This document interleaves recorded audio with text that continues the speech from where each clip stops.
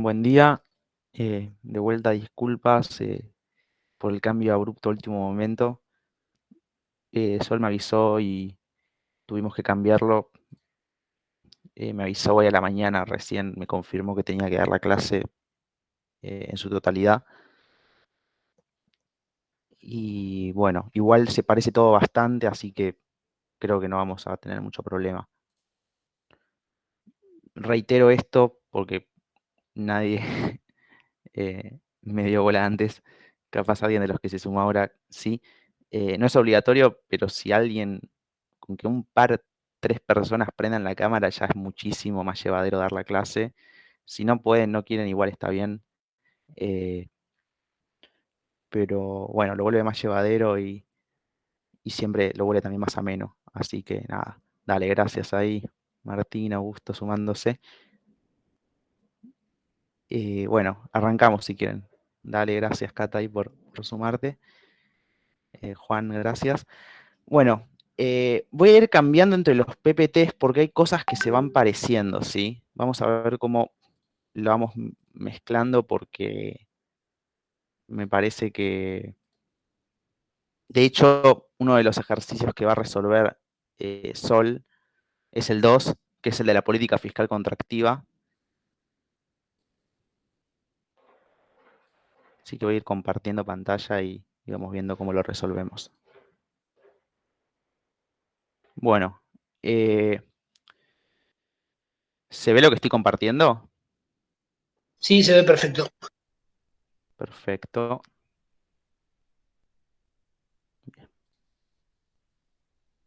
Bueno, hoy ustedes tienen una guía, calculo por lo que recuerdo. Lo que vamos a resolver son los ejercicios 2, 8 y 10, ¿sí? Básicamente eso. El primero es cuáles son las consecuencias de una política fiscal contractiva. Eh, entonces vamos a ver tanto el caso clásico como el caso de la versión keynesiana del mercado clásico, que también era lo que tenían que hacer en el TP. En la pregunta 1 y 2 respectivamente. Tenían que hacer el caso clásico y el caso de la versión keynesiana, así que estamos bien. Después les voy a mostrar, después de mostrarles el caso clásico y la versión keynesiana del caso clásico, voy a pasar a mostrarles una política monetaria contractiva del caso keynesiano para que ya tengan todos los casos. Y por último, vamos a ver un par de ejercicios más que Sol estuvo haciendo para que también tengan de referencia y resolver también los otros dos ejercicios del TP, que vamos a ver si sale ordenado o no. Eh, pero bueno, como es el mismo contenido, capaz estaba bueno mezclar un poco lo que iba a ser la clase de Sol y mi parte, porque así ganamos un poco de tiempo. Bueno, tema del caso clásico, ¿sí? También voy a usar eh, este PPT. Bien. Bien, tema del caso clásico, ¿sí? Ustedes, digo, ¿se entiende a grandes rasgos el caso clásico? ¿Alguien puede decir, digamos, cuál es la consecuencia directa del caso clásico en términos de oferta agregada? Eh, es lo más clave del mercado de trabajo, ¿no? Claro, Sí, claro, claro. la oferta es vertical porque si se dan cuenta, se acuerdan de que, bueno, vamos a desarrollarlo bien, pero nosotros teníamos una función de producción que depende de capital y trabajo, ¿sí? K y N. Y K está fijo, porque estamos analizando un plazo corto. En cambio, N es lo único que se puede mover, ¿no? Y se entiende que a medida que N crece, la producción también lo va a hacer, ¿sí? Entonces, podemos decir, la oferta depende positivamente de la cantidad de personas que están empleadas en el mercado de trabajo, ¿sí? Esto es muy clave porque básicamente estamos diciendo que el equilibrio de toda la economía se va a determinar en el mercado de trabajo, ¿no? Va a ser un mercado muy importante. Perfecto. Bien, entonces, si tenemos que definir el mercado de trabajo, tenemos que ver cómo toma decisiones la demanda, cómo toma decisiones la oferta, ¿no? Entonces, la demanda de trabajo compuesta por los empresarios mira el valor del producto marginal del trabajo, ¿no? Vieron que cada trabajador va agregando a la producción, eh, una cantidad cada vez menor. Suponemos que hay rendimientos decrecientes del trabajo, ¿no? Suponemos que la segunda derivada, ¿vieron? La segunda derivada, ¿se acuerdan? Es negativa, ¿sí? Es decir, si bien con cada trabajador nuevo que yo voy agregando, el producto tiende a crecer, también es cierto que, bueno, si el primer trabajador me agregaba 20 unidades, el segundo va a agregar 18, el tercero 15, van a ir siendo decrecientes las unidades que va a aportar cada trabajador. ¿Por qué? Bueno, porque el capital está fijo, entonces las máquinas tienden a saturarse. Por eso, eh, este producto marginal es decreciente. Entonces, básicamente, la demanda de trabajo entiende que el salario está dado, ¿sí? Este es un concepto importantísimo. No es que la demanda de trabajo elige el salario que le paga a los trabajadores, sino que toma un salario, un precio más de la economía que ya está dado, no lo puedo modificar. La demanda toma ese salario. Entonces, ¿qué hace? Adapta la producción, es decir, adapta cuántos trabajadores contrata para que el producto entre el precio y el producto marginal, es decir, el valor monetario de la última unidad que produjo el trabajador, sea igual a lo que tiene que remunerarlo, ¿sí? Esto es una maximización, capaz, si no cursaron análisis 2, esto les hace un poco de ruido o no se termina de entender el concepto, no se preocupen, igual este concepto así tan abstracto no es tan importante actualmente, seguro que en micro 1 lo van a poder profundizar, en micro 2 lo van a poder profundizar, así que no hay mucho problema con esto, pero es una noción importante, ¿no? Esto de que en realidad, finalmente, el producto marginal del trabajo es igual al salario real, ¿sí? Por otro lado, tenemos a la oferta que toma decisiones mirando el, digamos, toma al salario como dado también, igual que la demanda, y tiene que elegir entre consumo y ocio. A más trabaja la oferta, más va a poder consumir, a menos trabaja la oferta, menos va a poder consumir, pero supuestamente el ocio le da también utilidad, ¿sí? Entonces, bueno, compara qué le da más utilidad en función de cuál es el salario, ¿no? Se entiende que a un salario más alto, el costo de oportunidad del ocio se incrementa, porque no trabajar una hora termina siendo más caro, renuncia a un mayor salario. Entonces, la RMS, que es un concepto muy de análisis 2 de micro 1, marca en líneas conceptuales más allá de los precios, ¿sí? En términos de preferencia del trabajador, cómo está dispuesto a intercambiar una hora de trabajo por una hora o por horas de ocio. O sea, voy a tratar de desarrollarlo mejor.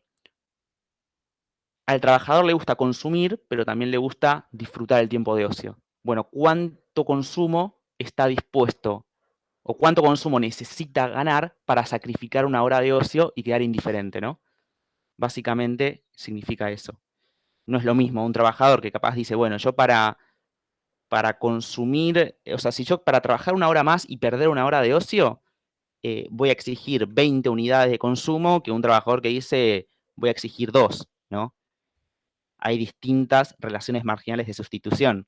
Lo importante es que esta relación marginal de sustitución termina siendo igual al salario real también, ¿sí?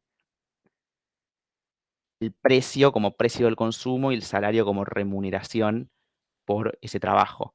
Entonces, cuando igualamos la demanda de trabajo con la oferta de trabajo, ¿no? Cuando hacemos esta igualación, como en cualquier mercado, cuando despejábamos el, el precio, cuando despejábamos las cantidades, ¿no?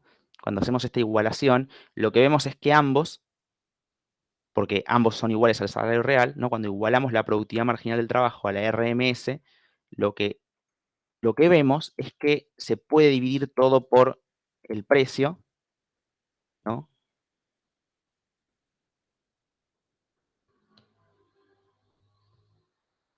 se puede dividir todo por el precio. Entonces fíjense que acá se cancela el precio con el precio, acá se cancela el precio con el precio. Es decir, ¿a qué estoy queriendo llegar? Quiero llegar a que al final, más allá de que estamos ante una economía que tiene un nivel de precios y que puede tener distintos niveles de precios, finalmente ese nivel de precios no influye en el equilibrio de la economía en cuanto a cuál va a ser el nivel de producción. ¿Por qué? Porque habíamos dicho, el nivel de producción depende del capital y el nivel de empleo. El nivel de capital está fijo, entonces tenemos que ver qué pasa con el nivel de empleo. Cuando estudiamos el mercado de trabajo bajo los supuestos neoclásicos, vemos que la demanda toma decisiones mirando el producto marginal, la oferta toma decisiones mirando la relación marginal de sustitución, y el nivel de precios no importa, se cancela en la ecuación. Entonces en realidad no miran las variables nominales, miran simplemente las variables reales.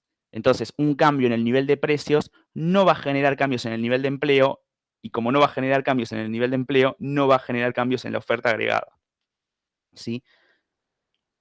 Por eso la oferta agregada es vertical. Eso es lo que está detrás de todo eso, ¿sí?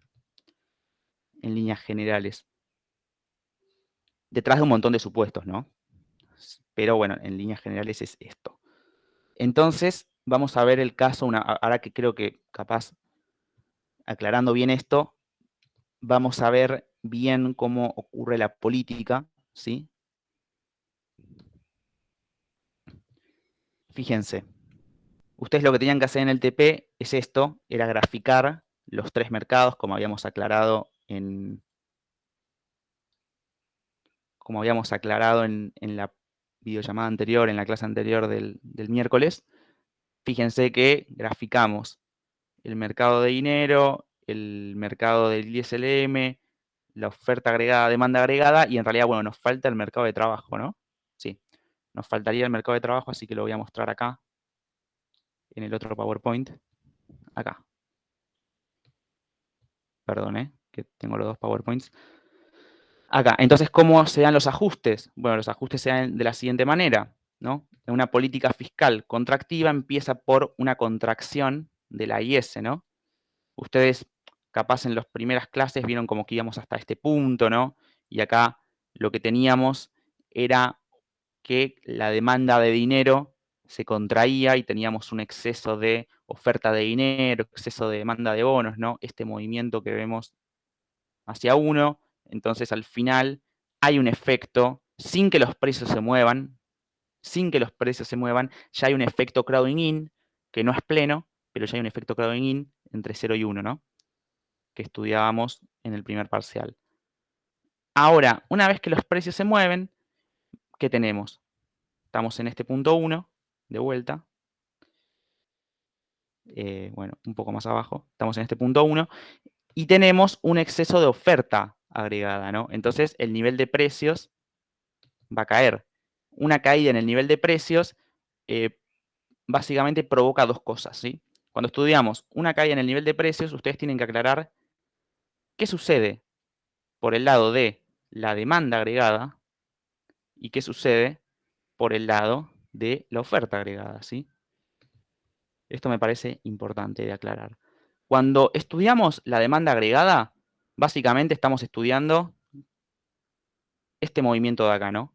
¿Por qué se da este movimiento así, en el que la producción o la demanda agregada, digamos, vuelve a aumentar endógenamente? Bueno, la explicación tenemos que encontrarla en el mercado de dinero, y en el ISLM. En cambio, por el lado de la oferta, vemos que la producción no varía, simplemente se mantiene. ¿Eso por dónde se explica? Se explica por el mercado de trabajo, ¿sí? Entonces, está buena esta asociación de que la demanda agregada tiene que ver más con lo que sucede en el ISLM, con lo que sucede en el mercado de dinero, y lo que sucede con la oferta agregada tiene que ver con lo que sucede en el mercado de trabajo, ¿sí? Esta asociación me parece bastante importante para ordenar cualquier exposición sobre lo que es el ISLM. Entonces, veamos qué pasa por cada lado, ¿no? Por la oferta agregada, ¿qué sucede? Cuando el nivel de precios cae, tenemos un aumento del salario real, ¿no? Un aumento del salario real. ¿Qué pasa si el salario real es más alto? ¿Qué sucede con la demanda de trabajo y qué sucede con la oferta de trabajo? ¿Alguien se anima?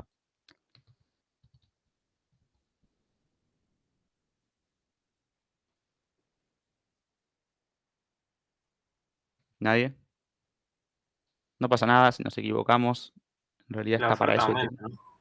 Claro, la oferta aumenta. ¿Por qué? Porque aumenta el costo de oportunidad del ocio, ¿no? Si yo ahora en lugar de trabajar, eh, el trabajador está más tiempo de ocio, es más caro. Está renunciando a una mayor cantidad de consumo. Por lo tanto, expande la oferta de trabajo, ¿no? Perfecto. ¿Y qué pasa con la demanda, no? Digo, acuérdense de esta relación. Producto marginal del trabajo igual a salario real. ¿Qué pasa si este salario real aumenta? ¿Qué tiene que pasar con esto para que la demanda siga manteniendo el equilibrio óptimo o siga optimizando el beneficio? ¿Qué tiene que pasar con esto? Tiene que aumentar también, ¿no? Se tiene que cumplir esta igualdad. Esta igualdad entre producto marginal y salario real tiene que ver con una optimización que hace la demanda, ¿sí? Es una optimización del beneficio, ¿sí? O sea, se tiene que cumplir para la empresa. Ahora, si aumenta el salario real, entonces esto tiene que crecer. Para que esto crezca, ¿qué tiene que pasar con el nivel de empleo? ¿Subir o bajar? Bajar. Bajar, exacto. O sea, contrae la demanda, ¿sí? El aumento del salario real produce, por un lado, que baja la demanda y también que aumenta la oferta. Lucas, tengo una pregunta. Sí, Lo que no me queda claro es, si sube, o sea, entiendo por qué sube el salario real, ¿no? ¿Por qué en sí. el gráfico, ponele, W1 está como por debajo de W0? Eso es lo que no Bien, me queda claro. Si, o sea, entiendo por qué se contrae la oferta, la demanda, pero es como que no me cierra que quede más abajo. perfecto. Muy buena pregunta. Primero que todavía no estamos en el punto 2, ¿sí? Ahora vamos a ir al punto 2. Todavía estamos en el punto 0. Fíjate que este W no es salario real, es salario nominal, ¿sí? Todavía estamos en 0, simplemente estamos en un punto donde la demanda se contrajo, la oferta se expandió, pero pensá que si varía el nivel de precios, en el primer momento el salario nominal sigue igual todavía, ¿sí? Ahora, como digo, pasamos de que se contrae la demanda y se expande la oferta, ¿qué tenemos? ¿Un exceso de qué? Un exceso de oferta de trabajo, ¿no? Porque se contrajo la demanda y se expandió la oferta. Tenemos un exceso de oferta de trabajo que provoca una caída del salario nominal, ¿no? Como consecuencia de esta caída del salario nominal, al final volvemos al mismo nivel de empleo original, se cruzan en el mismo nivel de empleo original. ¿Por qué? Porque la caída del salario nominal compensa a la caída del precio. En términos porcentuales, el salario real no se movió, ¿sí? Esto es importantísimo. El salario real, en términos, no se movió. Está igual en el momento 0 que en el momento 1. O sea, entre 0 y 2 tenemos el mismo salario real, pero con un nivel de precios más bajo y con un salario nominal más bajo, ¿sí? Se movieron proporcionalmente. Entonces, como el nivel de empleo no se movió, que era lo que charlábamos antes con que el nivel de precios no afecta al nivel de empleo, lo estamos viendo en el mercado de trabajo, ¿qué pasa con la oferta? Que queda igual. Entonces, la caída del nivel de precios genera que vamos a un mismo punto de nivel de ingreso. No se mueve el nivel de ingreso. El ingreso en el momento 0 y 2 es exactamente el mismo, porque la oferta no se movió. Ahora tenemos que ver qué pasa con la demanda también, ¿no? Esto es importante. Tenemos que ver qué pasa con... Bueno, se me movieron todos los índices, todos los ejes, bueno, disculpen eso, que la desprolijidad. ¿Qué pasa con la demanda, no? Esto ya lo estudiamos. Con la demanda, como cae el nivel de precios, Disculpame, yo tengo una consulta, porque cuando habíamos visto las clases dibujábamos en el eje vertical el salario real, no el nominal. dibujaban el salario real. Bien, eso Gonzalo lo puede hacer de... Sí, mirá, no, la verdad que a mí me lo hacía con ambos. Dijo que podíamos usar ambos cuando la cursé. Si usa salario real, entonces, a ver, vamos a tratar de hacerlo, ¿sí? Como para que quede claro. Igual, como no lo practiqué, no les prometo nada. Pero si fuera salario real, pasaría algo así. Acá tendríamos salario real, acá tendríamos nivel de empleo, acá tendríamos la demanda, acá tendríamos la oferta, tendríamos NS, tendríamos ND. Bien, partiríamos, ¿no?, de un W0, P0 y de un N0 en el punto 0. ¿Y qué pasaría? Si aumenta el salario real, fíjense que es una variable, no es como el nivel de precios, que era una variable exógena. Ahora el nivel de precios es una variable endógena, está dentro del eje, ¿sí? Está en el eje. Entonces, cuando cae el nivel de precios y aumenta el salario real, lo que tenemos es un movimiento endógeno. Nos vamos acá y nos vamos acá.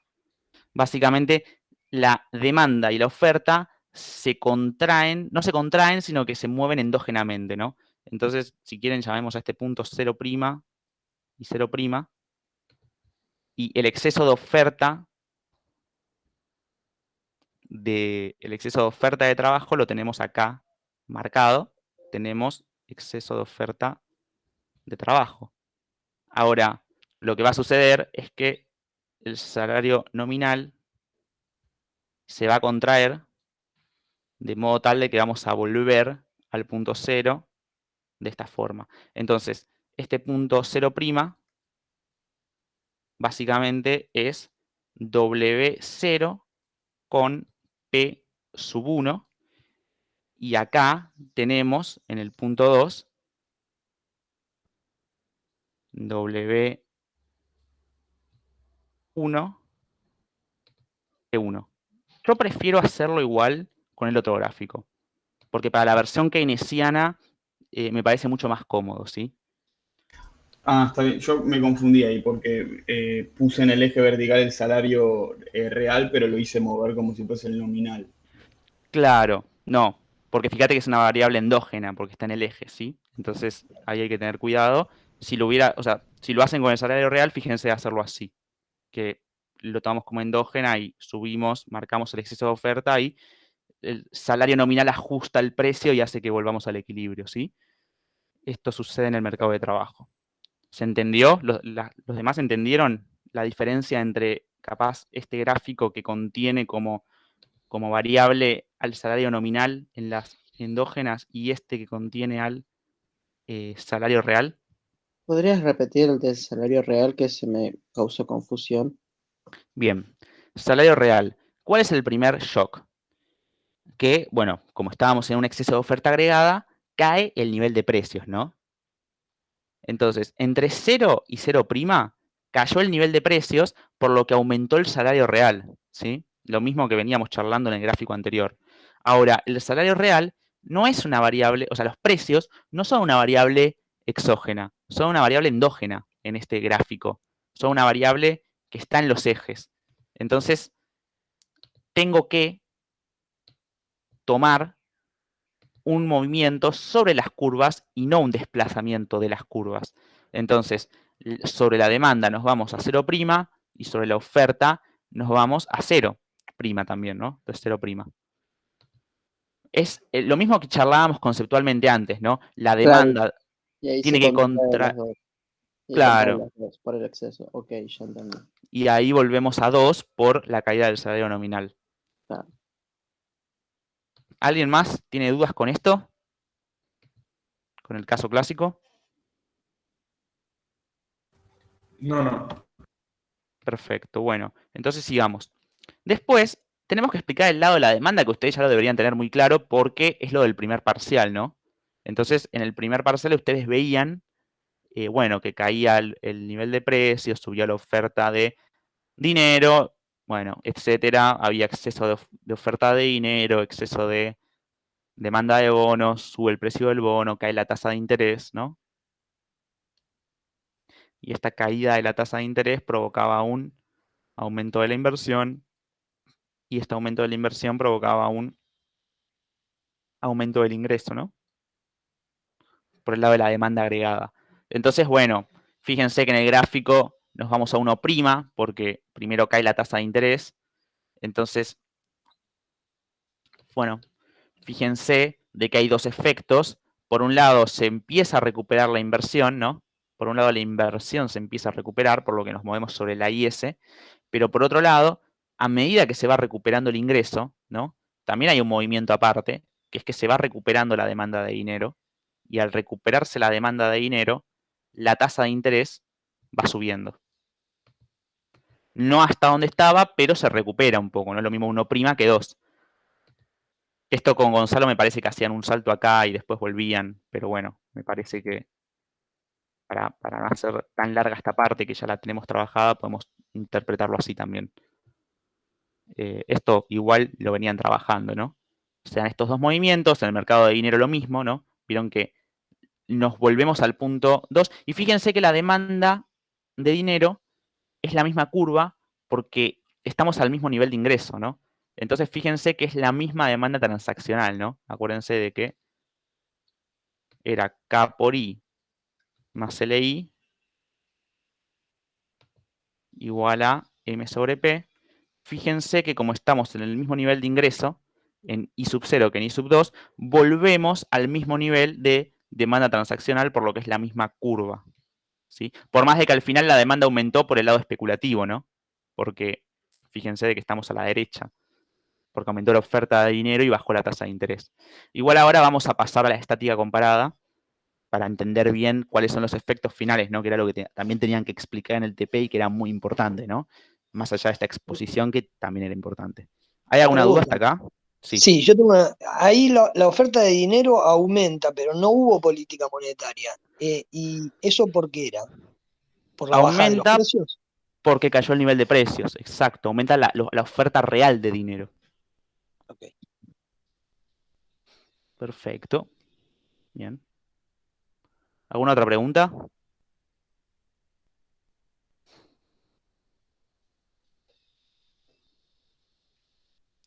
Bueno, vamos acá a ver la estática comparada, ¿sí? Acá tenemos lo que es la demanda agregada o la parte del ISLM. Acá que tenemos un crowding pleno, ¿no? Todo lo que cayó el consumo público en un primer momento, o en el caso de que haya habido un aumento de los impuestos que haya hecho caer el consumo. Bueno, toda lo que se retiró la política fiscal provocando una contracción de la demanda fue compensado por un aumento de la inversión, ¿sí? Entonces, hay un crowding pleno, el ingreso queda igual, ¿sí? Esto por un lado. Por otro lado, en el mercado de dinero, fíjense que el nivel de precios cayó, por lo que por más de que la demanda nominal, la oferta nominal de dinero es la misma, la real en su conjunto subió por la caída del nivel de precios, ¿no? Entonces, si sube la oferta real de dinero, va a tener que subir la demanda de dinero, porque se tiene que estar en equilibrio. Entonces, ¿cómo sube la demanda de dinero? Bueno, la demanda transaccional, fíjense que quedó igual, porque el nivel de ingreso es lo mismo al principio que al final. Lo que se compensó todo fue por una caída de la tasa de interés que provocó un aumento de la demanda especulativa, ¿no? Entonces lo que explica el aumento de la demanda de dinero es la demanda especulativa, está acá, ¿sí? Por último, en el mercado de trabajo, fíjense que el salario real quedó constante. ¿Por qué? Porque proporcionalmente cayó lo mismo el nivel de precios que el nivel de salario nominal, entonces el nivel de empleo quedó constante, ¿sí? Entonces, bueno, podrían agregar que en la función de producción, que depende de K, que estaba fijo, y N quedó fijo, entonces no se movió el ingreso, ¿sí? Entonces, conclusiones más conceptuales. Hay un crowding pleno, sin que haya ninguna otra política, ¿sí? Hay un crowding pleno porque la economía funciona en pleno empleo y siempre se adapta, ¿sí? Esto es el concepto neoclásico fuerte. Después, ni el salario real, ni el nivel de empleo, ni la producción se ven afectados por la política. Fíjense que la política pública, sea de fiscal o monetaria, sea expansiva o contractiva, no puede modificar el output. Es un caso extremo donde la política no puede hacer nada para modificar el output. Lo único que hizo fue modificar la composición. Reemplazó consumo público por inversión. Según este modelo, la deflación no es contractiva. Vieron que siempre se habla, ¿no? Como yendo más a la vida real, se habla de que la deflación es contractiva. Bueno, en este modelo no. Fíjense que en este modelo cayó el nivel de precios y sin embargo, ni por el lado de la oferta ni por el lado de la demanda parece haber sucedido algo que haya provocado una contracción. Al contrario, se mantuvo todo constante e incluso hay más inversión que antes. Hay siempre consistencia de planes en el mercado de trabajo, ¿no? Esto es clave, que el mercado de trabajo siempre está en equilibrio. La desocupación es solo friccional. Si hay desocupación es porque alguien está en el medio buscando trabajo o porque no quiere trabajar a ese nivel de salario real. No es que está buscando trabajo a un nivel de salario real menor que el de equilibrio y no encuentra, ¿no? Entonces es un problema de cada trabajador o un problema friccional, algo que se va a solucionar rápidamente, no es un problema macroeconómico sobre el que haya que intervenir en este modelo, ¿sí? ¿Se entendió? En términos generales, el modelo. Pasamos a la versión keynesiana. Sí, sí. Bien, porque ahora viene la parte más complicada, ¿no? La versión keynesiana del modelo clásico. Bien. Déjenme ver qué tengo por acá. Bien. Vamos a verlo acá, de vuelta, ¿sí? En términos generales, esta versión keynesiana del modelo clásico parte de los mismos preceptos, solo que agrega una falla de información, ¿sí? O sea, parte de lo mismo de que hay una función de producción, de que el output se determina en el mercado de trabajo, porque el capital está fijo, que ante un aumento del empleo crece la producción, pero que los rendimientos del trabajo son decrecientes. Parte de la misma forma en el que ven el equilibrio, la diferencia, ¿no?, es la siguiente. La diferencia es que para la oferta de trabajo no mira los precios, sino que tiene los precios esperados, ¿sí? Mira los precios esperados. ¿Qué son los precios esperados? Los precios esperados del momento T son iguales a los precios en T-1, ¿sí? Es decir, tarda un periodo en reaccionar al cambio en el nivel de precios. Este supuesto es criticable, ¿no? Seguro en muchas materias lo van a seguir viendo porque es un tema bastante recurrente en macro 2, dinero, crédito y bancos, que uno diría, che, pero ¿cómo puede ser posible? Los trabajadores cometen el mismo error sistemáticamente, ¿no? Piensen en un país, bueno, con inflación, donde ya el trabajador entiende que le están subiendo el sueldo nominalmente, pero que no está ganando en términos reales. O capaz sí está ganando, pero no siempre, no necesariamente. No necesariamente un aumento en el salario nominal significa un mayor salario real y hay mucha más atención a cuál es la inflación.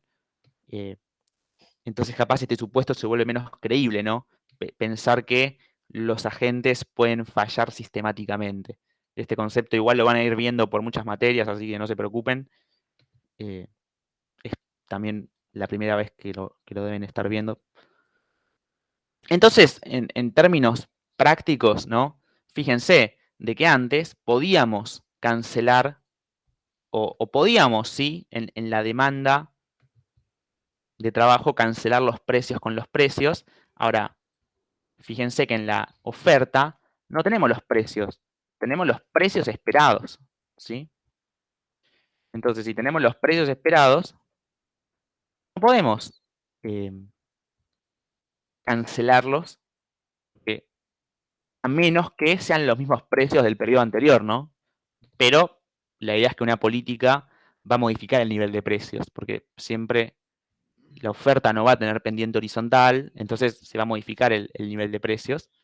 Justamente esta oferta, si no fuera por esta falla de información, también tendría pendiente vertical, o suponemos que en el largo plazo tiene pendiente vertical, pero en el corto plazo no es tan así como que todos los agentes miran las variables reales, ¿no? Fíjense de que la oferta de trabajo ya de por sí tiene una falla de información y solo ve el movimiento del salario nominal en el corto plazo. Después, en el mediano plazo, va a ver el movimiento del salario real, porque va a notar el cambio en los precios, pero va a ser con un rezago, ¿no? ¿Por qué la demanda sí lo ve? Bueno, fíjense que a la demanda en realidad no le importa el nivel de precios general, o se supone que a este modelo no le importa igualar el producto marginal al salario real, ¿sí? Y fíjense que le importa el precio del bien que vende, a lo sumo le importan sus costos, pero es una canasta que es menor y que tiene pendiente todo el tiempo por la producción. No es una canasta de consumo tan amplia como la que puede tener la oferta, ¿no? Se basa en esto este supuesto también, de que la demanda le importan los precios de su firma, en cambio a la oferta de trabajo le importan los precios de toda la canasta de consumo, el IPC entero. Entonces es más difícil tener expectativas de eso que capaz para el empresario tener expectativas de los precios de su empresa, que son muchos menos, ¿no? Básicamente viene por ahí. Por lo menos en esta simplificación, ¿no? Después no digo que en la vida real, quien capaz tiene una empresa tiene que ver un montón de precios, no me lo tomen en serio en el marco del modelo, ¿no? Entonces, ¿qué es lo que sucede? Bueno, va a suceder esta falla de información que va a permitir, como se demuestra, que un aumento del nivel de precios o una caída del nivel de precios provoca efectivamente un cambio en el nivel de empleo y por lo tanto un cambio en el nivel de producción, ¿sí? Voy a ver si acá Sol graficó o no graficó el mercado de trabajo. Bien, no graficó. Bueno, les voy a mostrar acá entonces, porque prefiero mostrarles con el mercado de trabajo, aunque esté un poco desordenado, capaz es mucho más largo de ver, ¿no? Bueno, veamos. Arrancamos en el punto 0, ¿no?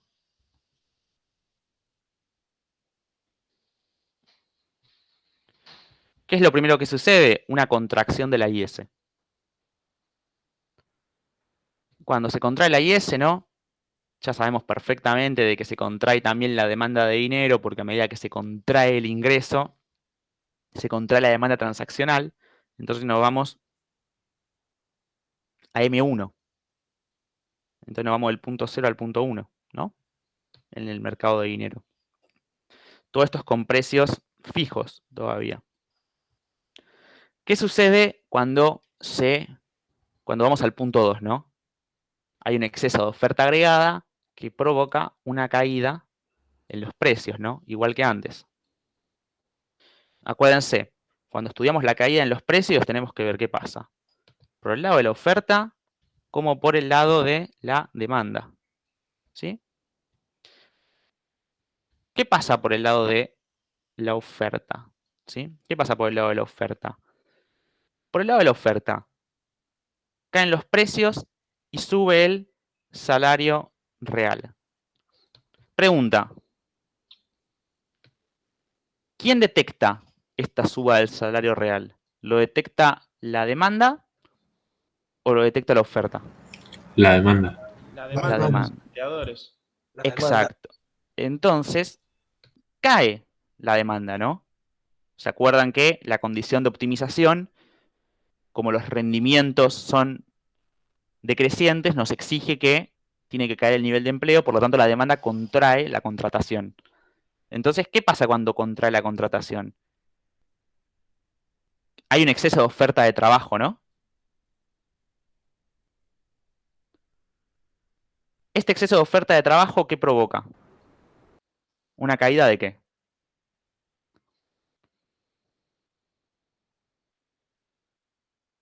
Caída de los precios.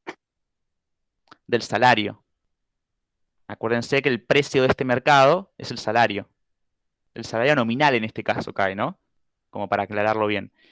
Esta caída del salario nominal, que en definitiva es una caída parcial de... O sea, no llega el salario real a su nivel original, pero se contrae un poco el salario real, que provoca tanto en la demanda como en la oferta, digamos. Provoca efectos distintos en cada uno, ¿no? En la demanda, ¿qué va a provocar? En términos endógenos, ¿no? Voy a aclarar que esto es endógeno. Sobre la curva, esto que vamos a decir. Me refiero, para mostrarlo en el gráfico. Nos vamos a este punto. Estamos en desequilibrio, ¿no? Llamémoslo punto 1 si quieren, por más de que no sea el mismo punto 1 que acá. Estamos en el punto 1 de acá. ¿Qué sucede para llegar a 2? ¿Qué pasa con la demanda y qué pasa con la oferta cuando cae el salario nominal? Que es lo que en definitiva está ajustando el mercado acá. ¿Qué quieren contratar más trabajadores? Claro, aumenta la demanda parcialmente. Pero ¿qué pasa con la oferta? ¿Qué detecta la oferta de trabajo cuando se mueve el salario nominal? Nada, no, porque no percibe el cambio del nivel de precios. Pero Entonces, acá variaron los precios o varió el salario nominal. Ese precio sí lo perciben. claro, entonces percibe que cayó su salario. Claro, se contrae endógenamente, hay un movimiento sobre la curva, la oferta. ¿Sí? Como para marcarlo en color. Esto de acá. ¿Sí? Esto de acá. Entonces fíjense que el salario real es más alto que antes, ¿sí? El salario real en 2, el salario real en 2 es más alto que el salario real en 0. Pero la oferta de trabajo percibe que no, percibe que es más bajo.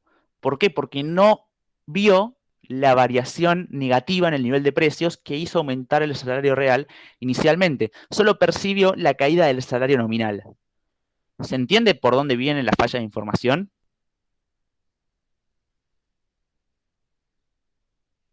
Entonces, en este punto 2, el empleo bajó. Como el empleo bajó, ¿qué pasa si el empleo bajaba en la función de producción? Se produce menos. Se produce menos, exacto. Tenemos menos empleo, menos producción, y esto es lo que nos da el movimiento. Se me movió todo cuando lo descargué. Esto es lo que nos da el movimiento endógeno de acá. ¿Sí? ¿Se entendió? Por eso la curva de oferta, chicos, tiene pendiente positiva. Porque la oferta de trabajo no detecta la variación de precios. Entonces, con una variación de precios, la oferta es engañada y llegamos a un equilibrio distinto en términos de cantidades, de nivel de empleo en el mercado de trabajo, que provoca indefectiblemente, por cómo definimos la función de producción del modelo, menor nivel de ingreso en este caso. Si hubiera sido un aumento del nivel de precios, estaríamos con un nivel de ingreso mayor, porque habría aumentado el nivel de empleo. ¿Se entiende? ¿Hasta acá? Si no entienden, párenme porque es Sí, sí. importantísimo esto. Sí, se entiende. Perfecto. Por el lado de la demanda, lo de siempre, ¿no? Digo, esto me parece que lo deben tener clarísimo. Caen los precios, sube la oferta de dinero, cae la tasa de interés, ¿no? Y la tasa de interés provoca el aumento de la inversión y el aumento de la inversión del ingreso, ¿no? Una pregunta. Sí. A mí no me queda muy claro por qué la oferta agregada se desplaza. eso todavía no estamos, ¿eh? Estamos en lo endógeno. O sea, vos decís este desplazamiento de acá, Claro. o eso es Claro, en claro. el mediano plazo, todavía no llegamos, ¿sí? Ah, Ahora, ok, ok. cuando llegamos al mediano plazo, avanzamos. Bien, entonces cayó la tasa de interés, aumentó la inversión, aumentó el nivel de ingreso, y esto provocó el aumento de la demanda transaccional de dinero, ¿no? Y la recuperación de la tasa de interés. Básicamente es lo que sucede en este punto, ¿no? Estamos en 1, se expande la LM, nos vamos a este punto 1', y esto provoca, por un lado, que la inversión aumente, pero por otro lado, que la tasa de interés aumente, ¿no? Nos vamos de M1 a M2, y nos vamos a este punto de 1', que es solamente la variación de la oferta, a 2, que es la variación de la oferta, incluyendo la variación de la inversión y el ingreso que hizo aumentar la demanda transaccional, ¿sí? Nos vamos a 2. Perfecto. Esto es el corto plazo, ¿sí? Después vamos a ver bien la estática. Ahora me gustaría pasar al mediano plazo y después vemos bien toda la estática comparada, ¿sí? ¿Se entendió hasta acá el corto plazo? ¿Alguna duda? Demanda, oferta. Una pregunta. En el gráfico del mercado de trabajo, ¿cómo me doy cuenta cuando el salario nominal bajó lo mismo que el precio? No sé si, o sea, como en en el Proporcionalmente. gráfico, ¿cómo me doy cuenta? Claro, ¿cuándo me doy cuenta si se anula sería Un momento o que, no pasa en este mercado? alguien quiere entrar. Ahí lo acepto. ¿Cómo nos damos cuenta de esto? Bien, perfecto. Muy buena pregunta. En términos gráficos, no te vas a dar cuenta por una cuestión de magnitudes de acá, ¿no? Vos no te vas a dar cuenta de esto porque acá esté cayendo algo, ¿no? Para aclararte. Te vas a dar cuenta por cómo está variando el nivel de empleo, ¿sí? Acuérdense que hay una causalidad muy importante de este modelo que Gonzalo aclara siempre, que es que una caída del salario real está asociada a un aumento del nivel de empleo y viceversa. Un aumento del salario real está asociado a una caída del empleo, ¿sí? Entonces, fíjate, acá cayó el nivel de empleo, ¿no? Se contrajo. Entonces, la contracción en el nivel de empleo nos dice que el salario real subió, ¿sí? Entonces, ¿qué es lo que te dice eso? Te dice, está bien, el salario nominal bajó, pero ojo, que la caída de los precios fue más que proporcional, porque el salario real en realidad es más alto, ¿sí? ¿Por qué? Porque el nivel de empleo es menor. Lo tenés que ver Perfecto, así. gracias. Perfecto, bueno. Bien. Vamos con el mediano plazo, ¿sí? Voy a borrar acá, o no sé si quieren copiar algo o sacarle foto, porque necesito espacio para seguir desarrollando.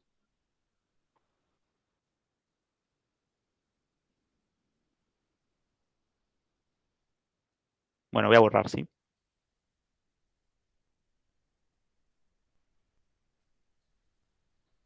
Bien, tengo que descartar acá. Bueno, sigamos. Tema de el mediano plazo, ¿no? Partimos del punto 2 esta vez. En todos lados partimos del punto 2. Y acá.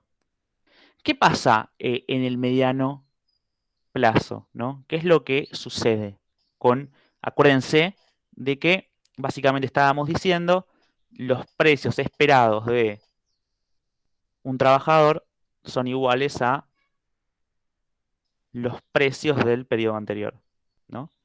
Pero nos vamos a, sabemos que aumentó, perdón, sabemos que no que aumentó, sabemos que cayó.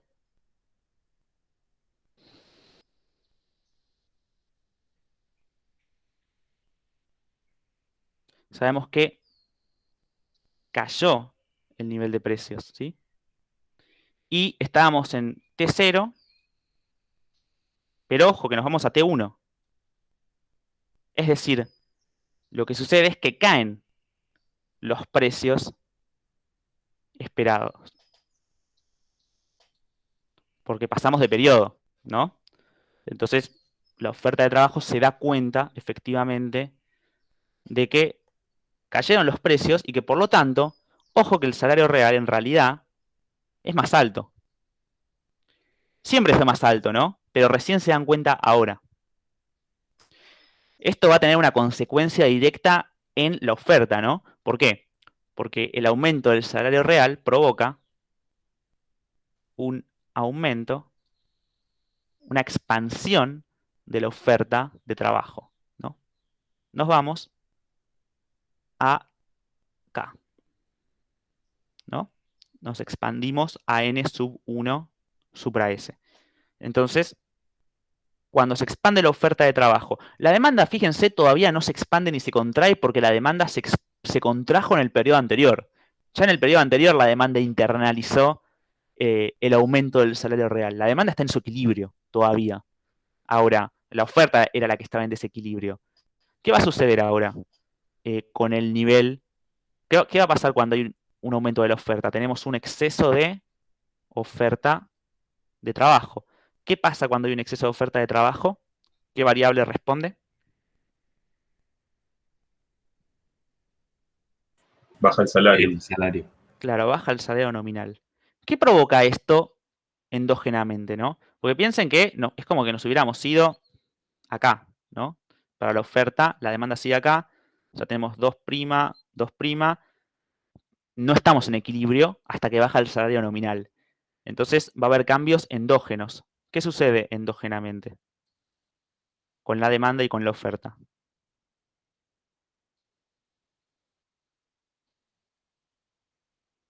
Cuando cae el salario nominal, aumenta la demanda, no se expande, aumenta endógenamente,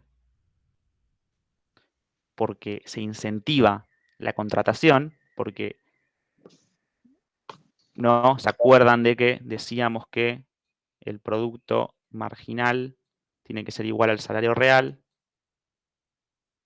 Si cae el salario nominal y se mantiene constante el nivel de precios, toda esta variable cae, por lo tanto, esto tiene que caer también para que se mantenga la optimización. Para que esto caiga, acuérdense de que el nivel de empleo tiene que subir, porque teníamos rendimientos decrecientes del trabajo, ¿sí? Entonces aumenta la demanda de trabajo, pero ojo que la caída del salario nominal reduce la oferta de trabajo, ¿no? Entonces nos vamos de este 2', convergen los dos puntos a 3', ¿sí?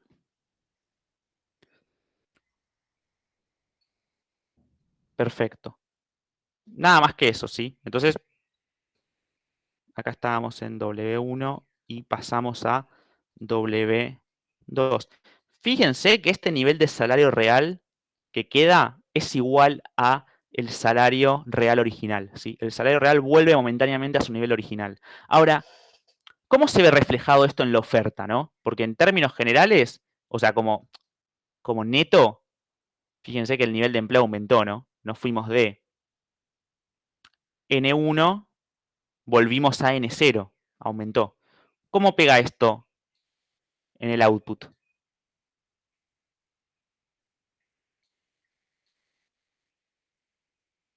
Aumenta el nivel de empleo, aumenta el output.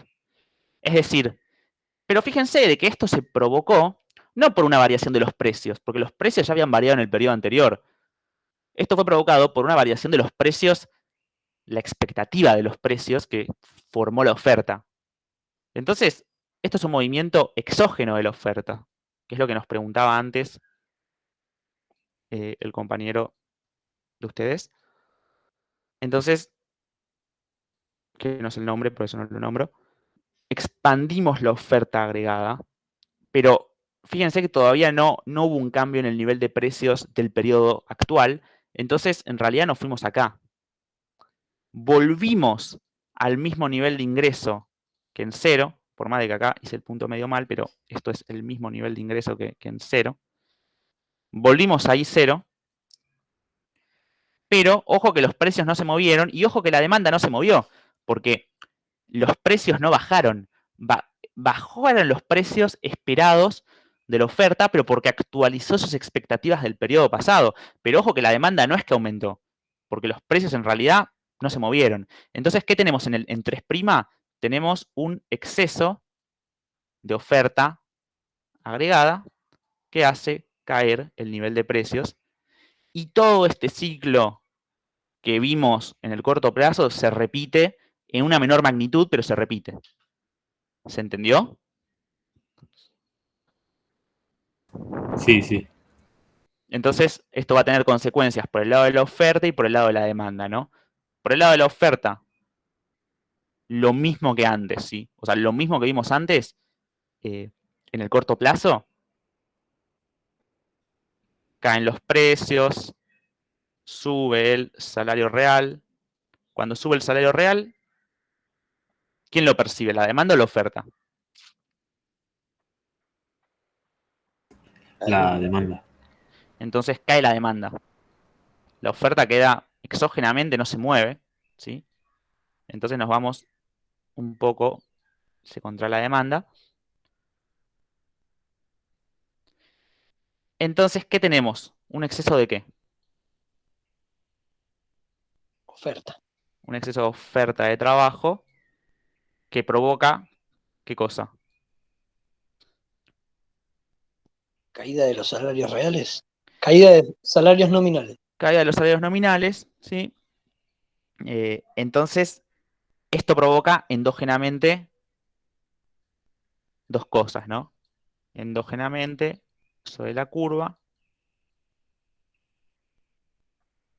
perdonen la desprolijidad al escribir. Endógenamente, fíjense de que nos contrajimos, entonces, claro, estamos acá, perdón, acá no, En realidad estamos en 3', estábamos acá en 3', perdón, nos contrajimos, nos vamos a este punto, este lo voy a borrar para no generarles confusión, este punto no. Estábamos en 3', se contrajo la demanda y tenemos un desequilibrio hasta que bajan los salarios. La caída de los salarios arregla ese desequilibrio, ¿no? Esto también es 3'. Entonces, ¿qué sucede con la demanda y qué sucede con la oferta ante la caída de los salarios nominales? ¿Qué pasa con la demanda? ¿Cuál sube y cuál baja?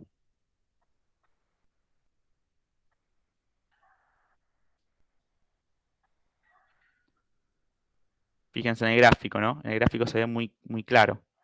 La demanda sube, la oferta baja. La demanda sube endógenamente, la oferta baja. Entonces, en términos netos, en comparación con lo que estábamos en el punto 3', pero este 3', no el de la izquierda, ¿no? El que era de equilibrio, en términos netos, el nivel de empleo cayó. Si el nivel de empleo cayó, ¿qué pasa con la producción? ¿Qué pasa con el ingreso? Cae. Cae el ingreso. Entonces, esto explica por el lado de la oferta que nos vamos a 4. Por el lado de la demanda, ¿qué sucede por el lado de la demanda? Lo de siempre, que aumenta la oferta de dinero, esto, exceso de oferta de dinero, exceso de demanda de bonos, aumenta el precio de los bonos, cae la tasa de interés, aumenta la inversión, aumenta el ingreso, y esto hace que parcialmente se recupere la demanda de dinero y la tasa de interés. Entonces, esto en el otro gráfico, ¿cómo lo vemos? Bueno, pasamos de 2 a este 3, que no es 3', ¿sí? No es este 3' de acá, es un 3 distinto, porque estamos hablando de otro equilibrio que viene del lado de la demanda. Entonces, esto provoca una caída de la tasa de interés, nos vamos de 2 a 3, porque se desplaza la oferta de dinero, y esto va provocando una recuperación de la inversión y el ingreso que nos lleva a 4, pero por otro lado también la demanda de dinero se recupera porque se recupera el ingreso y nos vamos a 4 acá, a una tasa de interés un poquito más alta, ¿sí? Básicamente es esto.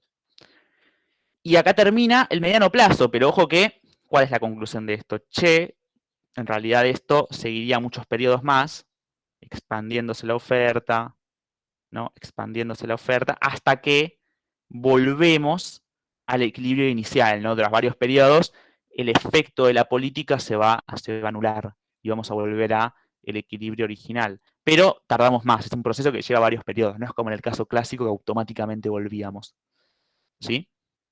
Entonces, ¿se entendió hasta acá, digamos, la explicación de cómo se van dando los ajustes? Perfecto. Bien, vamos con la estadía comparada. Entre el corto plazo y después entre el corto plazo y el mediano plazo. Fijémonos qué pasa entre el momento inicial y el corto plazo, ¿no? Entre el momento inicial y el corto plazo, fíjense que cayó el consumo público y hubo un crowding in, no fue pleno, el consumo cayó porque cayó el ingreso y el ingreso cayó, ¿sí? ¿Qué pasó con la oferta y la demanda de dinero? Bueno, básicamente los precios bajan, entonces la oferta de dinero sube,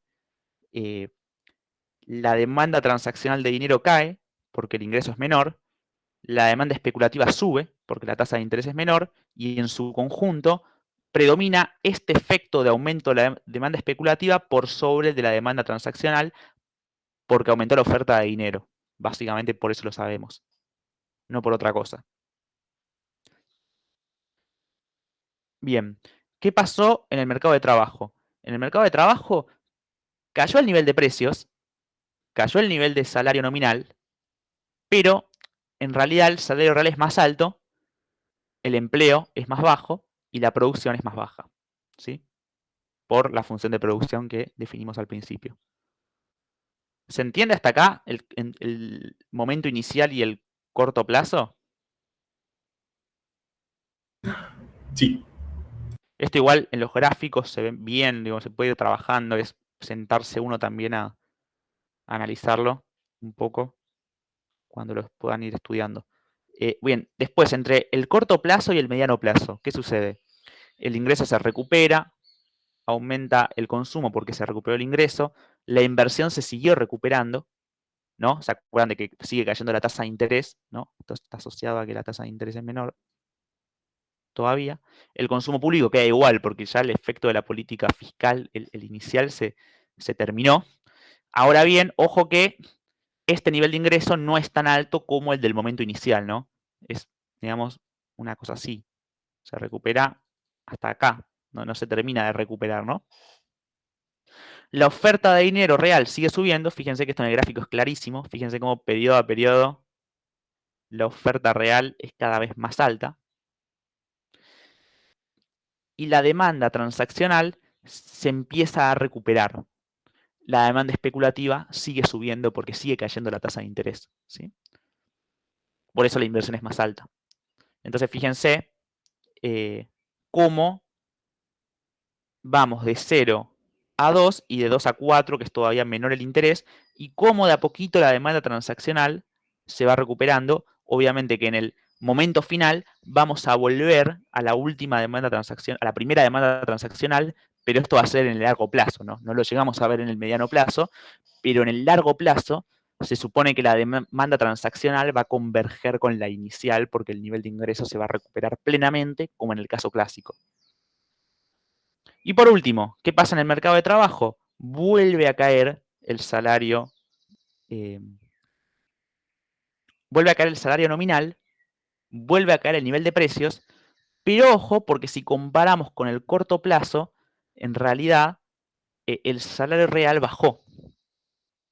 No bajó hasta el punto tal de volver al salario real del momento inicial, pero sí parcialmente se va acercando. El empleo se empieza a recuperar y el ingreso se empieza a recuperar, ¿no? Esto lo vemos bien acá, en el gráfico, porque vemos que en 4 el nivel de empleo se recupera, ¿sí? Básicamente por eso.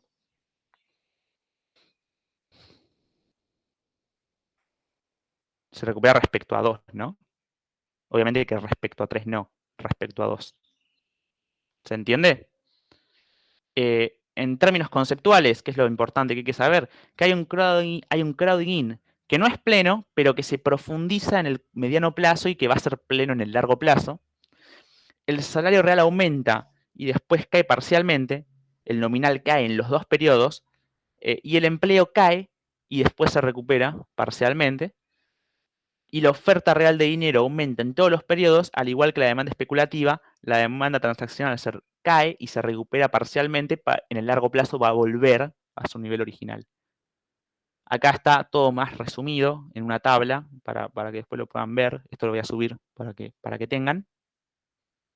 Y sería esto, ¿sí? ¿Se entendió la versión keynesiana del modelo clásico? Sí. ¿Alguien dijo algo que no sé si alguien iba a preguntar justo? Ah, no, capaz abrieron el micro y estaban de fondo hablando. Bueno, bien. Bien. Bueno, ¿con qué vamos ahora, no? Bueno, ¿les parece terminar bien el TP y después podemos ver un poco más de la práctica, si les queda toda la resolución? Dale. Dale, no hay problema. Bien. Pregunta 3, verdadero y falso. ¿Sí? Entonces me traba. Bien, acá. Esto era un verdadero y falso. La principal diferencia entre el caso clásico y la versión keynesiana del modelo clásico es la ilusión monetaria, y acá marqué en rojo lo que era falso. Como los agentes que constituyen la demanda de trabajo no perciben variaciones del nivel de precios, toman decisiones de contratación que no se corresponden con sus propias preferencias, ¿no? Esto es falso, porque los agentes que tienen ilusión monetaria es la oferta, no la demanda, ¿no? Acá está explicado que es la oferta la que mira los precios esperados, no la demanda que siempre mira los precios tal cual son en la economía. ¿Se entiende? Sí. Esto es, si ya se hicieron la 1 y la 2, esto vieron sale solo porque en realidad es lo que arma todo lo demás. Bien, según la versión keynesiana del modelo clásico, no es posible modificar el nivel de ingreso de una economía a través de políticas fiscales o monetarias, ni siquiera en el corto plazo. Esto también es falso, porque en el largo plazo no es posible, pero sí lo es en el corto y mediano plazo, generando un aumento en el nivel de precios, bueno, una reducción en el nivel de precios en el caso de que quiera que sea contractivo. Eh, Sin embargo, lo que les dije antes, esto se basa en las expectativas adaptativas, lo cual significa que los agentes toman decisiones mirando hacia atrás, y en algún punto pareciera que nunca internalizan que hay una variación del nivel de precios. Esto no sé si Gonzalo les contó de la curva de Phillips o les contó de la curva de Phillips. Sí, lo comenté. O no recuerdo si lo leí en Blanchard, pero en algún lugar estaba. Sí, sí, Sí, lo vimos. vimos el tema con Gonzalo. La relación de la desocupación con la inflación. Y les contó lo de la crítica a la curva de Phillips, ¿no? ¿O no? ¿No les llegó a contar? Sí, lo de Friedman y Phelps, sí, lo vimos. Claro, todo el tema de como que la conclusión de este modelo pareciera que es, entonces yo puedo como sistemáticamente modificar el nivel de empleo provocando el mismo aumento en el nivel de precios, ¿no? Acá porque estamos viendo qué pasa si el Estado se corre después de hacer la política. Ahora, ¿qué pasaría si el Estado decidiera volver a aplicar una política contractiva en este punto 2? Podría, digamos, sostener este nivel de ingreso, ¿no? Eso es la curva de Phillips. Puedo sostener un nivel de ingreso provocando una inflación. Ahora, lo que critica, o la crítica de la curva de Phillips es, che, pero no puede ser porque en realidad lo que va a suceder es que la oferta de trabajo va a internalizar que los precios están variando sistemáticamente a una cierta tasa y por lo tanto va a perder efectividad la política, ¿no? Hay bastante literatura sobre el tema y lo van a ver de vuelta en Macro 12, en dinero. Básicamente viene por ahí. Bien. Esto sobre el verdadero y falso. Y por último tenemos el modelo de Blanchard, ¿Vieron el meme? Para mí esto no es esto, ¿viste? Lo que está vestida de no soy un modelo, soy un monstruo. Porque la verdad es bastante feo, a mí nunca me gustó mucho. Pero ¿qué es lo que sucede en este modelo? Básicamente, lo que tenían que decir era que variaba justamente Z, que son las institucionales, ¿no? Son las variables institucionales. Básicamente hay una reforma laboral, cae la WS, ¿no? Todavía el desempleo no se movió. Ahora, si cae el nivel del salario, lo que ustedes tienen que pensar es lo siguiente. Tienen que pensar que los precios son igual al salario multiplicado un markup, ¿no? Este markup no se movió. Siempre es constante, suponemos. Suponemos que no es algo que dependa de la macroeconomía o que se pueda ser modificado, lo cual es un supuesto fuerte, porque en realidad no sé en qué está basado. Y bueno, cae el salario, ¿no? Ahora, el precio se tiene que mantener constante. No es que hay un cambio en el nivel de precios, justamente porque este markup es constante. Entonces, se tiene que recuperar el salario para volver al equilibrio del modelo. Entonces, para que se recupere el salario, es decir, que se dé este movimiento que está marcado con la curva, con la flecha roja, para que se dé este movimiento, lo que tiene que ocurrir es una reducción de la desocupación de U sub 0 a U sub 1, ¿no? Entonces esto es lo que permite mantener esta igualdad. Entonces en 0, fíjense que este punto 0 depende de un nivel de desempleo y unas variables institucionales. Acá en 1 se mueven solo las variables institucionales. Y acá en el punto final, en 2, se mueven tanto la desocupación que se redujo y las variables institucionales siguen como en 1, ¿sí? Básicamente viene por ahí la mano. Entonces, Eso siempre que no estemos sobre la tasa de desocupación natural, ¿no? O sea, tiene que haber mayor desocupación de la natural porque él hablaba de una tasa natural de cada economía. claro, sí. Sí, total. Pero básicamente es eso, ¿sí? Es un modelo que básicamente en algún punto tira o explica la desocupación no por un factor macroeconómico, sino por regulaciones del trabajo estatales o capaz por la fuerza de los sindicatos. No está tan relacionado con la macroeconomía, ¿no? Pero bueno, como el curso lo da, hay que tratar de entenderlo.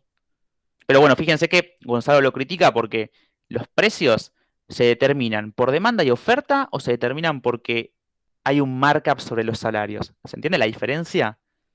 Como en términos teóricos, en el ISLM y en los modelos de trabajo anteriores, nosotros veíamos que el nivel de precios se determinaba acá, en demanda y oferta. No que hay un markup sobre los salarios, ¿no? ¿Se entiende la diferencia en términos conceptuales? Es distinto. ¿Sí? Claro, esto me hace Bueno, acordar un poco a la teoría de los costos de producción, bueno, sí, está relacionado. Está de que se le relacionado. agrega un margen y qué sé yo. Está relacionado. Sí. Está bien relacionado. De hecho, hay modelos microeconómicos donde se salen de la teoría convencional y trabajan con esa teoría del margen. De hecho, hay cursos de micro de la Facu que ven, si les interesa.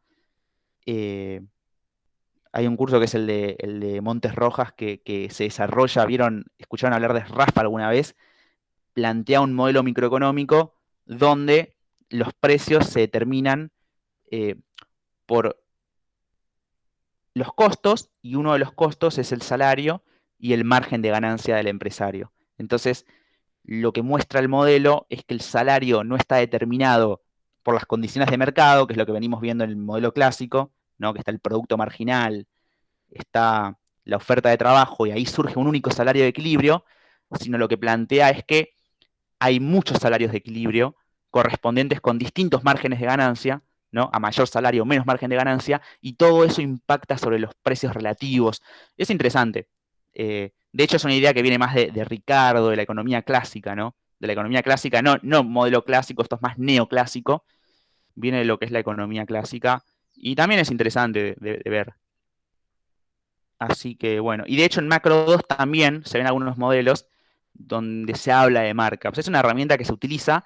El tema que Gonzalo lo que dice es, bueno, pero para el ISLM no nos sirve porque necesitamos que el modelo sea consistente, y si estamos trabajando con precios y con una oferta agregada y demanda agregada y un mercado de bienes determinado por demanda agregada y oferta agregada, no puedo incorporar algo con márgenes porque va a quedar raro, no va a ser consistente porque no voy a poder congeniar ambas cosas. Es la crítica que él hace, porque muchos cursos sí lo mezclan y él no quiere mezclarlo.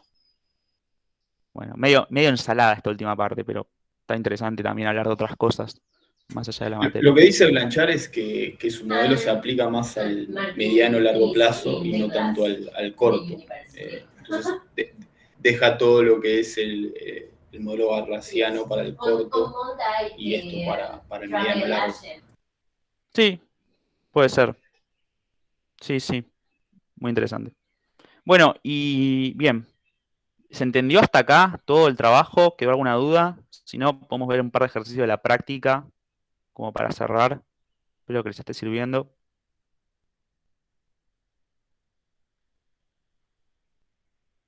Bueno, queda una duda. Entonces, ¿qué pasó en los 90 con las políticas económicas? ¿Se modificó la tasa natural de desempleo? ¿No llegó a recuperarse después? O sea, la lógica era que iba a haber una reducción al principio y después, según lo que estamos viendo, el empleo se iba a recuperar. Bien.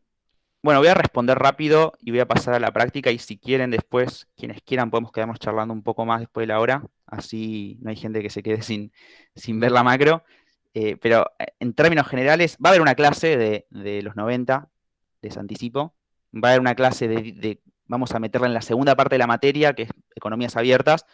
Le metemos más papers, más historia, le vamos a meter los 90, los 2000, así que van a tener para entretenerse. Yo creo que en términos generales, lo que sucedió en los 90 con el aumento de la desocupación, digo, si uno mira entre los 80 y los 90, la desocupación estructuralmente aumenta. No creo que pueda ser explicado únicamente desde la macro. Me parece que hay que buscar otras cosas. Incluso hubo una reforma laboral que no aumentó el nivel de empleo, pero me parece que es para largo hablar de esto, y creo que también está bueno terminar de ver las políticas, porque si no, no vamos a terminar. Pero nada, después cuando terminamos la clase, si quieren, nos quedamos un poco charlando de los 90 o de lo que quieran, yo no tengo problema. Bueno, veamos un poco el PowerPoint de Sol, que tenemos la política monetaria también. ¿Quieren ver un poco la política monetaria porque me parece que es lo más jugoso, ¿no? Entender bien las políticas y después lo demás cae por su propio peso, ¿no? Bien, acá tenemos una política monetaria contractiva.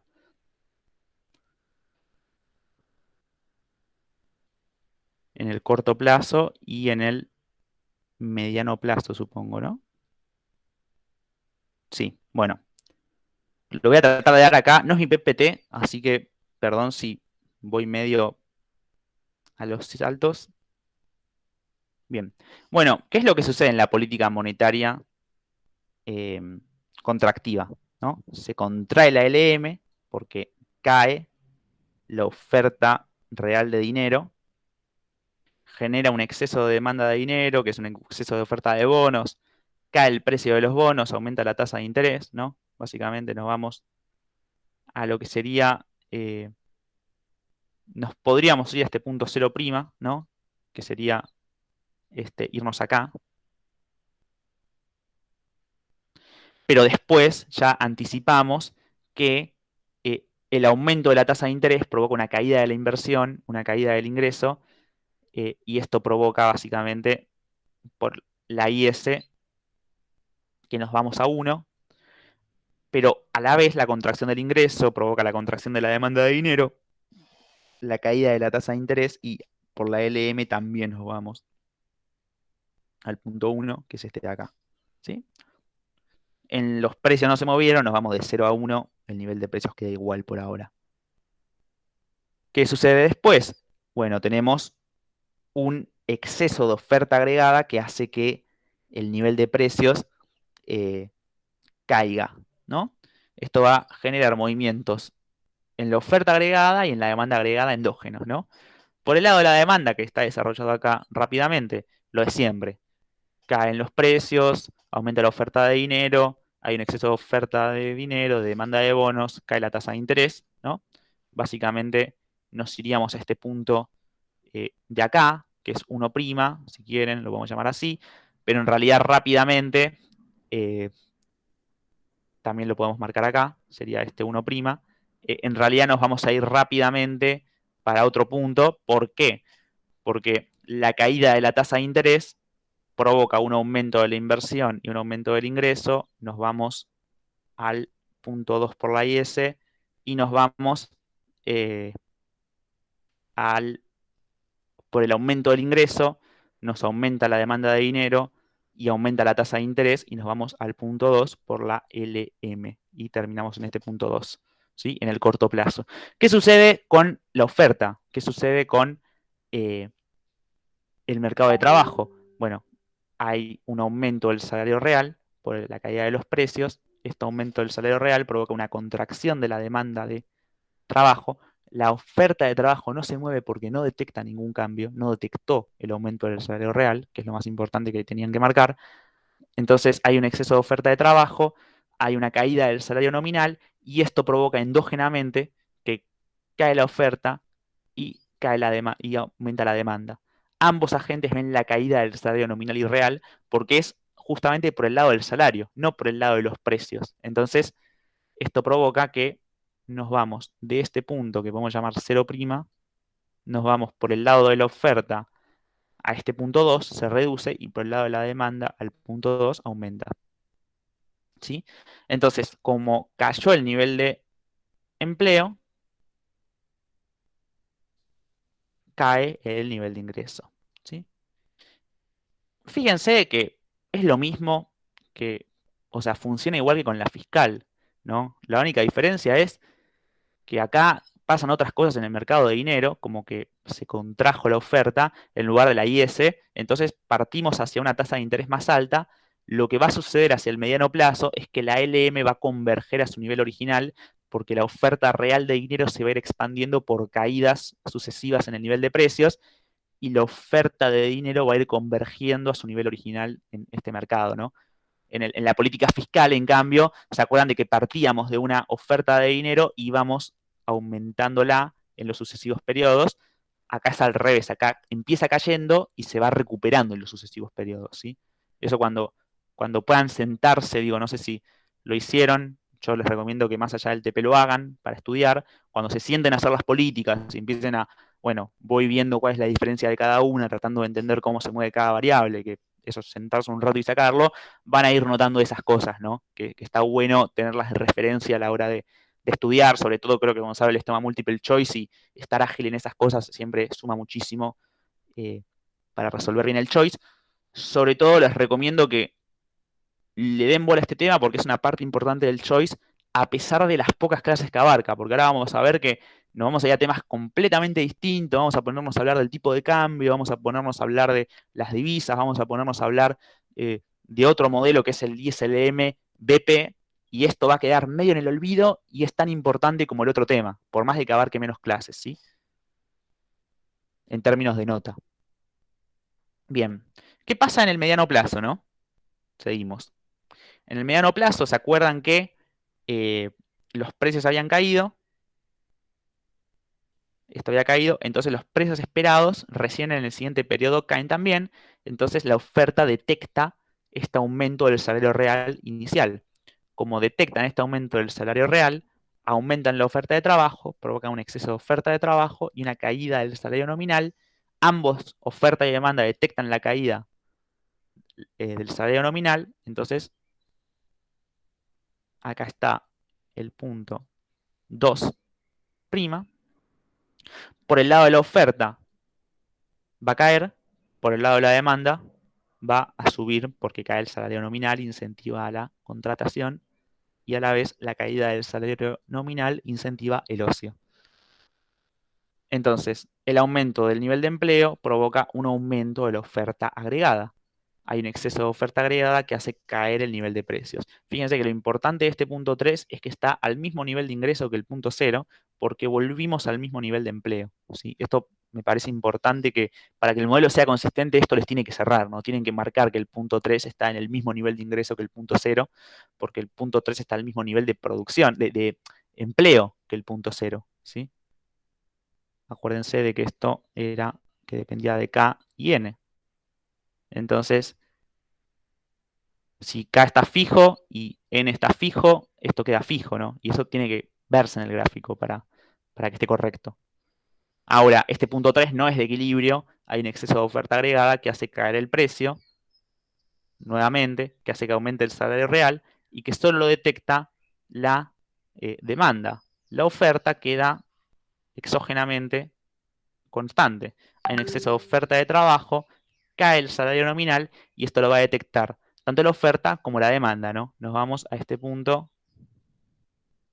3', donde va a aumentar la demanda y caer la oferta. Entonces nos vamos acá a este punto donde la oferta cayó y la demanda subió, ¿sí? En realidad, respecto a 3, la demanda y la oferta bajaron las dos, ¿no? Pero bueno, en términos analíticos lo hacemos en 2 pasos. Finalmente, el aumento de la caída de los precios también provoca los efectos de siempre en la demanda, que me parece que no vale mucho la pena repasar porque en realidad es lo mismo que pasa siempre, ¿no? Que hay una caída de la tasa de interés por el aumento de la oferta real de dinero, ¿sí? Nos vamos de este punto 2, nos vamos a este punto de acá, que lo podemos llamar 3, y nos vamos acá, que este es el punto 3, y lo que va pasando, ¿no?, es que esto provoca que la inversión se va recuperando, entonces nos vamos yendo hacia 4 por la IS, pero también nos vamos a 4 por la LM porque el ingreso se va recuperando. Esto hace que se recupere la demanda de dinero y la tasa de interés. Esto es un movimiento a lo largo de la LM, por lo tanto, nos vamos a 4 por los dos caminos. Esto en el mercado de dinero se ve como un desplazamiento nuevo de la demanda de dinero, ¿sí? Entonces, terminamos así, ¿sí? En el largo plazo, tanto la demanda de dinero como la oferta de dinero van a converger acá, en 0, en el largo plazo, ¿sí? Si nadie más toca nada, digamos, en este modelo. Bien. ¿Se entendió? O sea que si seguimos con el modelo, en algún momento llegaríamos a I0. Exacto. O sea, si seguimos después de la última bajada de I. Si siguen iterando, llegás. Fíjate que, ¿cómo sería la oferta que se va moviendo? Iría acá, ¿no? Acá. Seguiría acá. Vieron que cada vez es menor lo que tiene que recorrer para... Cada vez los desplazamientos de la oferta sucesivos son menores, ¿no? Se va todo el tiempo desplazando hacia la derecha. Y volveríamos a I0. Exactamente. Bueno, también, digo, para terminar, les voy a mostrar este multiple choice. Bien. Asuma que existen solo 2 modelos de mercado de trabajo. El caso clásico presentado por Branson, el caso keynesiano presentado por Branson, partiendo de un escenario inicial de pleno empleo. Una política de demanda expansiva logrará ser efectiva. A. Solo en el corto plazo en los casos 1 y 2. B. Solo en el corto plazo en el caso 2. C. Tanto en el corto como en el mediano plazo en el caso 2. D. Solo en el caso 1 solo en el caso 1 tanto en el corto como en el mediano plazo. E. Ninguna de las anteriores. ¿Alguien se anima como a explicar cuál es? Ya se vio cuál era, pero podrían explicar por qué o así cerramos y nos vamos. Para mí es la B. La B, ¿por qué? Porque en el caso clásico, como la oferta agregada es vertical, los cambios en la demanda agregada no lo modifican. Y en el Perfecto. keynesiano sí, pero solo en el corto plazo, porque en el mediano plazo los agentes, o sea, los trabajadores modifican sus expectativas y como que todo se revierte. Yo diría, agregaría, o sea, para mí también es la B, diría que en el mediano plazo es efectiva, pierde efectividad, va perdiendo efectividad, me parece a mí. Lo veo más apropiado, pero sí es la B, claramente viene por el lado de la B. Y ahí es donde tienen que justificar, o sea, está muy buena la justificación de la oferta agregada, ahora, ¿por qué la oferta agregada es vertical en un caso y por qué la oferta agregada es positiva en el otro caso? Por la ilusión monetaria, ¿no? Porque la oferta de trabajo tiene la falla de información. Eso es lo más importante para explicar, además es el pilar de la versión keynesiana del modelo clásico, la falla de información de la oferta, ¿sí? Eso tendrían que, si les pidan que justifiquen, tendrían que explicar la falla de información para justificar bien todo. Bien. ¿Hay alguna duda más sobre esto? Si no, cerramos para mí con la práctica porque ya vimos todo y vimos las políticas y el TP. No sé si tienen más dudas sobre el modelo o algo más.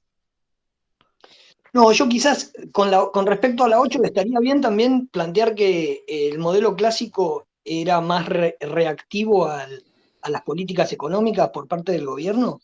Entonces decía bueno, esta idea de que el mercado solo logra resolver sus propios problemas y lograr sus equilibrios. En cambio, Keynes creía más en una política activa, ¿o no? Sí, sí, totalmente. Además, yo voy a agregar algo, como seguramente varios acá les debe interesar el tema de la historia del pensamiento económico. Si ustedes se ponen a leer a Keynes, a la teoría general de la ocupación, el interés y el dinero, que es el libro más famoso, eh, no plantea este modelo, ¿sí? Plantea algo más parecido a lo que es el MKS, un poco más parecido a lo que es el ISLM de corto plazo, sin mercado de trabajo, ¿no? Esta idea de que el nivel de producción se determina en un mercado de trabajo que se equilibra solo es más clásica, ¿sí? Por eso González dice versión keynesiana del modelo clásico, porque le agrega el factor keynesiano de que hay expectativas que no se cumplen o de que las expectativas no son exactas o que no tienen previsión perfecta, pero cuando Keynes va desarrollando su modelo, eh, él aclara que en su modelo lo que sucede es que hay un desequilibrio todo el tiempo en el mercado de trabajo, que es un desequilibrio que es estático, o sea, es una situación donde no hay consistencia de planes, porque hay oferentes de trabajo que no pueden conseguir empleo, pero no se debe a una falla de información, sino que se debe a cómo funciona la economía y, digamos, la falta de políticas de demanda, ¿no? Todo esto en el contexto de la Gran Depresión y fue pensado, ¿no? Así que, como para agregarle también este dato más de historia, si ustedes les preguntan por Keynes, no es este modelo Keynes, ¿no? Es una expansión del modelo clásico con algunos supuestos, pero no es Keynes, ¿no? Buenísimo, Por más de que gracias. se lo... ¿Cómo? No, gracias, gracias. No, perfecto. Bueno, si no tienen más dudas, podemos terminar. Y bueno, si alguien quiere hablar de algo un rato, los minutos que quedan, yo estoy, no sé, tenían inquietudes con algo, de economía, de lo que sea, podemos charlar un poco.